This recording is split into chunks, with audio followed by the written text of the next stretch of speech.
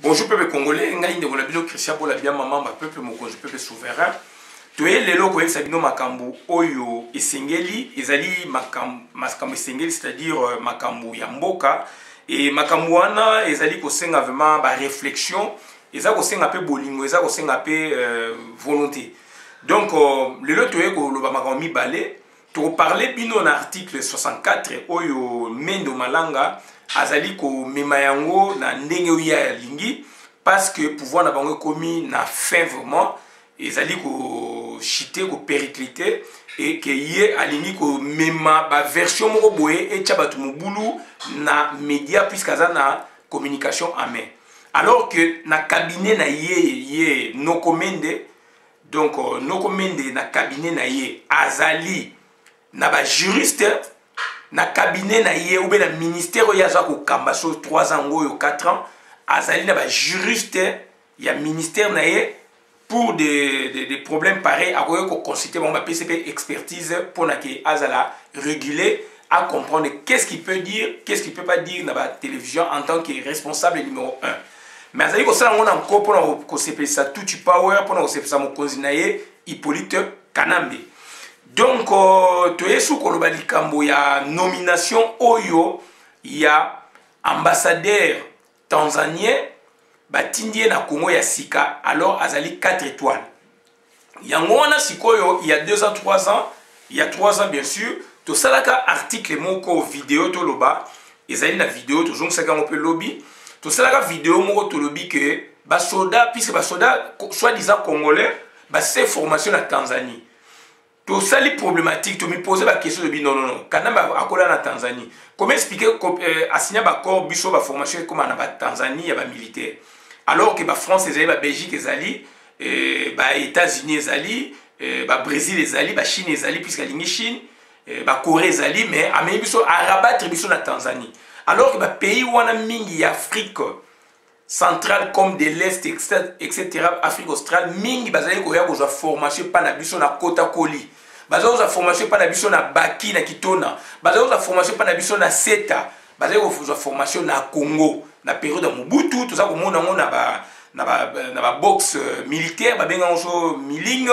To komona ba président na bango bazali ba pays wana bazali koya ta ba pesa bato wana ba brevet. Biso to viva yango. Lelo yo Kanambe a memi biso ba formation na Tanzanie. Donc bato bakeli na formation ya liboso Kanambe aketi kuna pona ko décorer bango totali bilongi to bino o eza ba congolais ti. Ezali ba rwandais na ye ba burundais ougandais et puis ezali ba tanzanien puisque ya kola na azali rwandais ma kola na Tanzanie. Tanzanie zwa kaye lokola mwana na bango o ya kei ko zwa bomengo na mboka ya Nkita a investir pe kuna. Donc liloba yesoka lobi ba yoka kaye. Donc c'est un Rwandais tanzanien en quelque sorte. Donc bandeko na biso général 4 étoiles na Obanasko la deuxième point, il y a un général 4 étoiles ba nommé ambassadeur na Congo. O azali liboso ba zongisi et na quelle période? Et na philosophie, on se pose 3 grandes questions. Pourquoi likambo esami boye? Quand est-ce que likambo esami do quand ezali momani likambo esami boye et comment se sont-ils employés ou s'est-il employé ou s'est-elle employé mutuana ou acteur wana pour arriver na bituana? Voilà un peu notre problématique fondée sur 3 grandes questions philosophiques. Pourquoi, comment et quand? Donc d'où on avait déjà la réponse en son temps en octobre et novembre 2014 et aujourd'hui maintenant on voit les effets. Donc c'est-à-dire la formation au bazoti na batu na Tanzanie etc. Les loyo soi-disant un ambassadeur tanzanien va remplacer la Kalao à Siko à 4 étoiles. Tolobi non, tant de ça il va calculer la biso problématique, on s'est posé la question de non. Donc ambassadeur wana il n'est pas ambassadeur. Il est ambassadeur, mais un attaché militaire. Il y a Tanzanie, na Congo. Il est venu exterminer notre population. Achever, puisque tu s'est posé la question, pourquoi formation na Tanzanie? Alors, il y a Corée, il y a Belgique, ma pays traditionnel, surtout Belgique, France, Allemagne, États-Unis. Pourquoi Tanzanie? Même l'Égypte, et ça en Afrique. Bagarre si ba formé l'Égypte, pourquoi pas amener basoda na biso formation en Égypte, mais à créer réseau naé Tanzanie place où ya wuta o yazali sur bato les misala et basoda Tanzanie bazana kata Congo. D'où maintenant cet ambassadeur, il est ambassadeur le jour et la nuit, c'est un militaire qui est sur le champ d'opération. C'est-à-dire pour traquer, pour tuer de Congolais. Pour maintenir Kabila, puisque a commis le niveau là, pourquoi? Puisque Eduardo Santos a bimi ça qui va soda naïe. Et que maintenant c'est le côté Eduardo, d'où Sikoyo, Bakor va signer un américain, d'où Sikoyo, qu'est-ce qu'il fait? Il a recouru à l'Est. Il y a un séminaire que Congo n'a vu ses alliés, donc il a dit virtuellement divisé. Bakor va américain va signer na Angola, est-ce que il faut pas contrôler zone, rendre peine à Congo, pas contrôler zone. Quelle zone? Afrique centrale entière, zone il y a Grand Lac, zone kaka il y a Congo une partie, Angola na Congo na biso, il y a que notre Congo est divisé virtuellement, entendez bien, sur le plan politique, sur le plan idéologique, sur le plan économique, sur le plan donc il y a diplomatie. Kobana ba Congo nassé donc Congo na biso na sud-ouest, sud-est et Matiti à un certain périmètre. Donc ils allaient pour contrôlé par les Américains. Na niveau l'icolo est, voilà maintenant il recourt à l'est, na bandeko na yé, na Afrique orientale. Tellement Rwandais tu comprends il recourt maintenant na batouana bazana terrain, ba parler même langue et que ambassadeur wana awoya pona sala musala na butu. Donc c'est à dire à partir place kabwani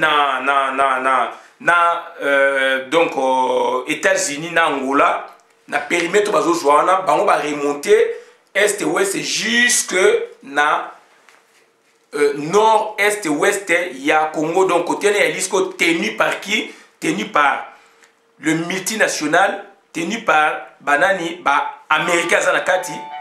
Ils allaient tenir américain bazanakati, anglais bazanakati, États-Unis et Rwanda, Burundi, etc.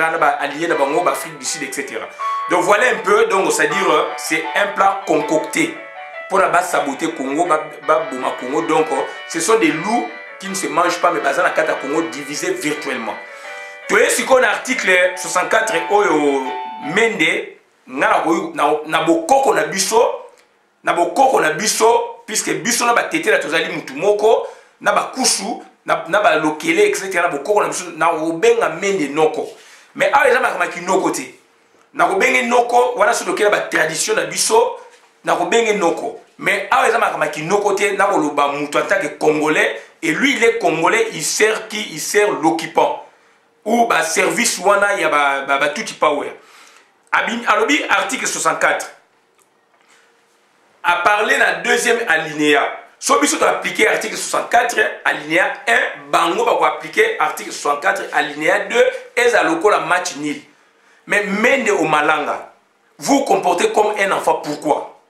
Vous avez des qualités à revendre, vous êtes ministre, vous êtes autorité numéro 1 d'un grand ministère.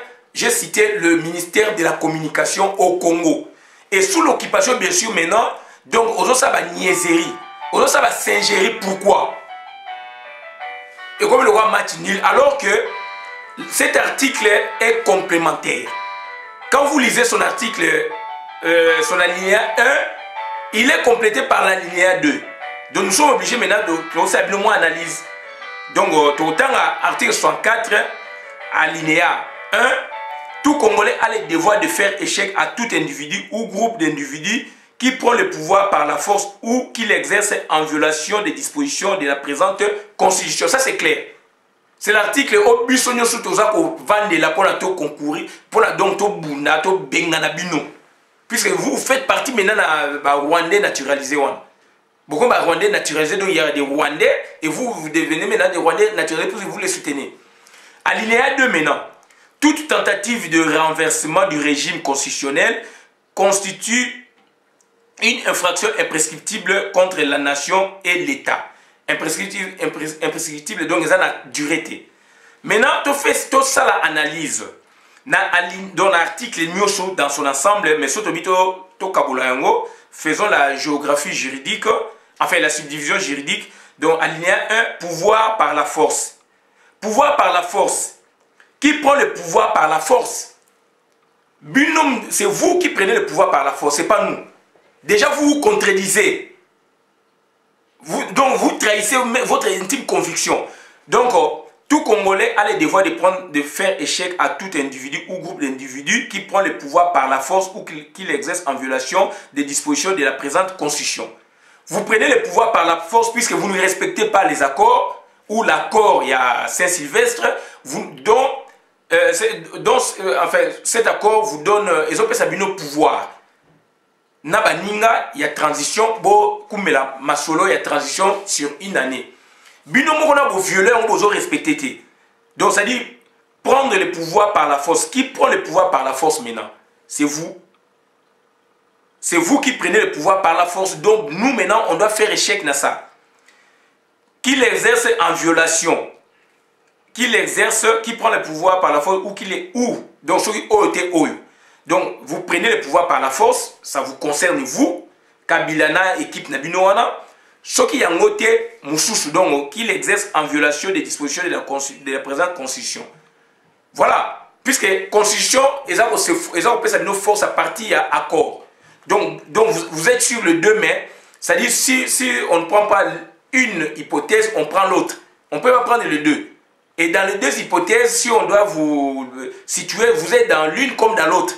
Donc ça dit maintenant, faisons une petite analyse concernant l'exercice en violation des dispositions de la présente Constitution. Qui viole? C'est toujours Kabila. Ce n'est pas le peuple congolais qui viole. D'où maintenant, raisonnement na yo par rapport à Makam Oyozoloba, ils ont tenir T. Toké na linéa 2 ou B.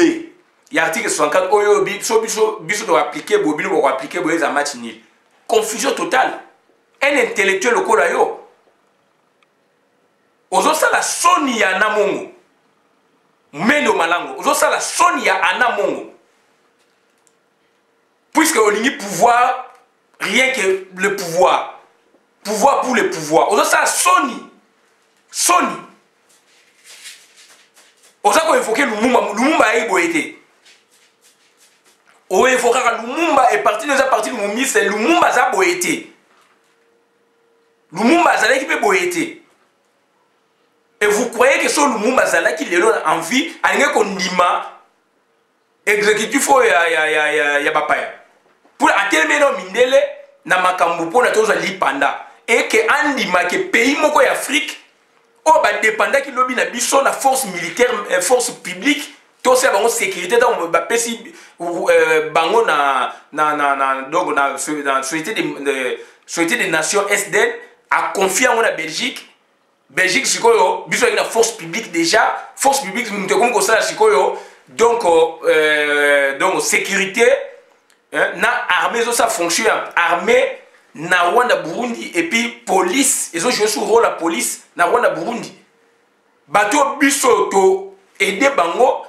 Yo komi ko kusela bango pona olo ba confusion mendo malanga. Toute tentative de renversement du régime constitutionnel constitue une infraction imprescriptible contre la nation et l'État. Toute tentative de renversement du régime constitutionnel. Régime constitutionnel et ça pouvoir ezalaki en place. Pouvoir ezali en place oyo il faut exercer pouvoir. Pouvoir en place les années, pouvoir tout le basco actuellement, oh il y a transition. Et au BBC transition, on a beau BBC yango. C'est vous qui violez, c'est pas nous. C'est pas les races qui sont au dans le sens oh yozoloba. C'est pas le peuple congolais. Hein? Toute tentative de renversement du régime constitutionnel constitue une infraction imprescriptible contre la nation et l'État. Donc c'est par rapport à quoi? C'est par rapport au premier alinéa. De faire échec et faire échec na nani bato baza ko joa pouvoir na makasi bato baza pouvoir na makasi ni ezali gouvernement na bino exécutif ya bino. Toute tentative de renversement du régime constitutionnel donc boboyi ezala donc vous bloquez le pays donc vous renversez le régime constitutionnel, c'est vous et maintenant c'est le peuple maintenant à travers même Rafsop, il faut surtout Bengana Bino, et surtout le peuple dans son entièreté. Tentative de renversement. Toute tentative de renversement. De quel régime s'agit-il? Et ça, régime de Bino, pour renverser. Pour renverser pouvoir et par rapport à l'accord. Voilà. Contre la nation. Infraction imprescriptible contre la nation. Qui va actionner? Hein? Infraction imprescriptible, donc, ça a duré. À tout moment, toko actionnaka. Donc, ça dit, si vous renversez, si vous renverser, puisque vous confisquer le pouvoir, dans ma cas, bango baseli biso article 64. Biso il faut to bengana bango, mais bango baseli ba botoli pouvoir ou à biso. Biso il fallait to bengana bango pour to. La logique c'est quoi? Biso il fallait to bengana bango pour to tia pouvoir ya sika. Oyo ba koza pouvoir wana ba exercer mboke tambola. Mais bango baseli nini ba botoli biso pouvoir. Donc baseli biso article 64 bango donc gouvernement o baseli le même article 64. Donc ça dit ils ont violé le pouvoir. Hein? Donc baseli échec na pouvoir. Donc baseli échec na pouvoir o engezala par rapport à l'accord. Ils ont fait échec na yango. D'où sikoyo bango sikoyo ba faire échec na yango na sens nini ba violer. Oh biso nem du fait tout ça l'échec na yango. Donc ça dit à quelle la confusion là pour la bango de ça bango ba faire échec donc ça ce qu'on a pouvoir. Or siko bango siko ba ni ba violer pouvoir.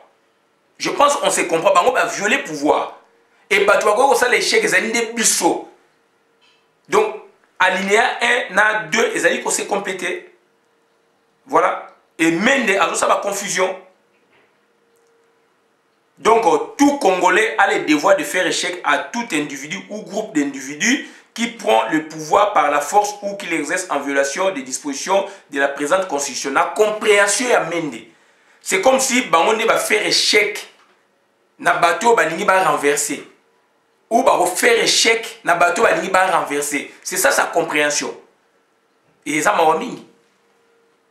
Or, deuxième alinéa, toute tentative de renversement du régime constitutionnel constitue une infraction imprescriptible contre la nation et l'État. Régime constitutionnel, c'est un régime Oyo, actuellement la transition Oyo, ingadi ezala vraiment. Régime Oyo, bayokani na rasop. Oya boyi, aosa makamna ndenge na ye. Voilà un peu makamtonga to lobado, mais nous ça la soni, y a ba Congolais et particulièrement y a ba Anamon. Et nous on peut pas accepter, on peut pas cautionner ça. Et vous passez pour faire des scénarios, c'est pas normal. Avec ma qualité, vous allez voir que ça va kende. Yo zo mona mbongo na yo zo mona libumu na puisque linga pouvoir et parti lumumisi quel lumumiste lumuma linga ko ndima biloko yo sala wana.